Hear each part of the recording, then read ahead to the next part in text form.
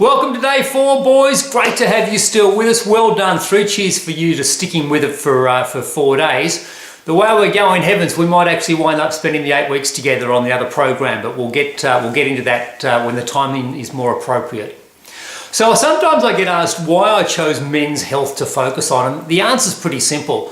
I'm a 48-year-old bloke and I've been in the fitness industry for the last 25 years, and I've seen this section of the market just not get any attention from the health professionals. From a business point of view, this is the worst demographic to work in. But the reality is, if we don't do something in our 40s and 50s, we will die of a preventable disease. Significantly higher proportions of men in this age bracket suffer with cardiovascular disease and diabetes and stroke and certain cancers compared to women of the same age, the same exercise, the same diet. So the men's health area is neglected by the fitness industry to a large extent, and that's where I step in and make a real difference to men in this age bracket. Because I know for me personally, it's not just about the gut circumference. The most I've ever weighed is 86 kilos, which is not by any means a ridiculous amount of weight. It's heavy for me. I'm far more comfortable around the 78 to 80 mark. But at 86, I just kind of let myself blow out. And what happens is I felt lazy. I felt tired and lethargic. I wasn't a good role model. I wasn't a good partner. I wasn't particularly productive at work during that time. And I found myself being caught up in the busyness of life and really not looking after myself. I know that when I eat well on a regular basis and I move my body on a regular basis, the waste comes in, absolutely. The energy increases, my ability to focus increases, my ability to be a better father, a better role model for my kids, for my co-workers. I'm sharper at work, I'm better with my girlfriend. There's a whole bunch of reasons why me being healthy is really important. And I want to share this information with people and make exercise as simple as I can so that more blokes get off the couch and start moving, more blokes eat well on a regular basis, and we reinforce that behavior by telling ourselves what a great job we're doing.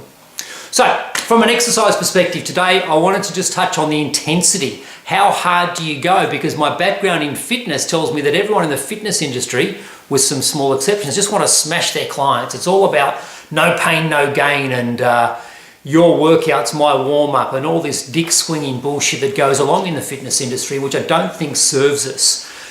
So, on a scale of 1 to 10, 1 is you're asleep, 10 is you're vomiting because you're exercising so hard. Where should you be exercising?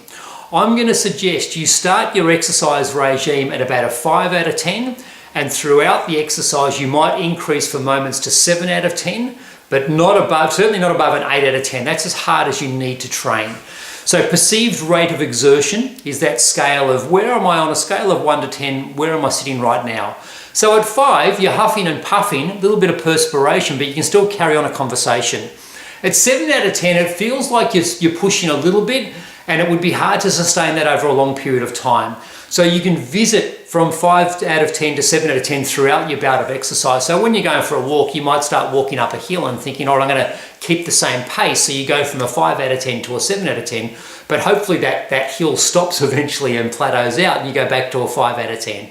That's what we're looking at in terms of intensity. It's not training so hard that you don't enjoy it. If the pain becomes too uncomfortable, we're not going to go back to that behavior. It's quite simple that we need to train within a comfort zone for us by pushing it just enough for us to get a response. There's a stress on the body that the body has to respond to, but not so much that you feel like you never want to do that again. This is the mistake we often make, is we think we've got to just go really hard. Now, you're in charge of intensity. You're the boss of this. I'm not here watching you actually exercise. So I'm not going to tell you to go harder or go easier. You've got to manage it. But if you can manage that balance between it being too easy, sitting on the couch, versus too hard, I'm never doing exercise again, that's where the sweet spot is. That's where you're more likely to continue to exercise indefinitely. So don't smash yourself. Just make it so that you're pushing yourself a little bit, getting a little bit uncomfortable, but not ridiculously. From a diet perspective, yesterday we talked about your dirty little secret. Today I'd like you to open up your house to us a little bit and take a photo of what's in your fridge and what's in your pantry. And the reason we're doing this is because quite often we don't know what's in the fridge and what's in the pantry, and it's the things that we tend to snack on which can bring about the negative responses for our body. So if you suddenly open up your pantry and take a photo of it and post those photos into the private Facebook group, you might look at it and go, gee, there's a lot of chips in my pantry, or there's a lot of biscuits, or there's a lot of things that I probably, soft drinks and that sort of thing, or in my beer, there's a lot of booze and wine and stuff like that. Things that maybe I didn't realise were so prevalent in my life. But if they're there, chances are we'll eat them. So part of the cleansing process is to get really honest and clear with regards to what's in your fridge, what's in your pantry, post it up in the Facebook group. Lastly, how do you talk to yourself? When you do something good, when you make a positive decision about your health, about your exercise, about what you put in your mouth, I want you to positively reinforce that behavior in the same way as you would train a dog. So if you've ever had a puppy, when the puppy does something right, you give him a big round of applause and you say, good puppy, well done, that's a great job. And you reinforce that positive behavior. So the puppy wants to come back and repeat that behavior so it gets that feel-good buzz. Now, after a while, you don't have to give it that raucous round of applause. It just does it because it's a habit. That's where we're headed. So if you make a smart food decision, or you decide to get off the couch when you could very easily stay there and justify it in your own mind, you've got to reinforce that behavior and say, hey, I did a great job then. I made a really good decision for me. We as Australians, for whatever reason, have been brainwashed to sort of trash talking ourselves or not talking ourselves up. We've even got this thing called tall poppy syndrome, which is an Australian specific term. Doesn't exist anywhere else in the world.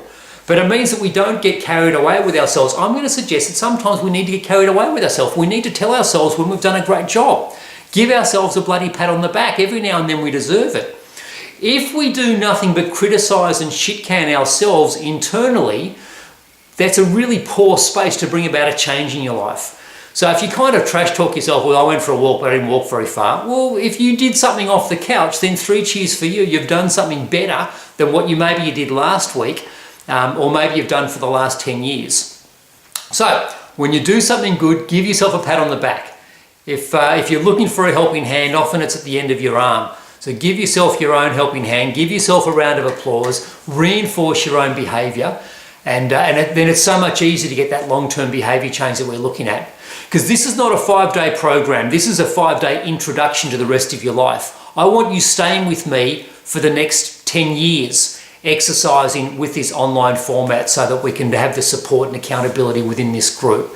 So the 5 days is a sample. Hopefully that'll lead us to the 8 weeks, and hopefully the 8 weeks leads us to the rest of your life program.